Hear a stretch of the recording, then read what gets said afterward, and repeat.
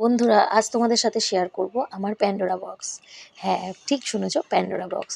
এটা হচ্ছে আমার নেল পলিশের বক্স। এখানে মোটামুটি ৮-৯ বছরের পুরনো সব নেল পলিশ। আগে ভীষণভাবে নেল পলিশ পরতাম আর নানা রঙের নেল পলিশ পরতাম। খুব পছন্দের জিনিস আমার। মানে হাতে জামা কাপড়ের সাথে ম্যাচিং করে করে আমি নেল পলিশগুলো পরতাম। তো মেয়েরা হওয়ার পরে সেই শখটাও মিটে গেছে। তো নেল পলিশগুলো এক কথায় বলতে গেলে ধরাই হয় না। তো আজকে ঘরটা গুছোতে গিয়ে এগুলো চোখে পড়লো।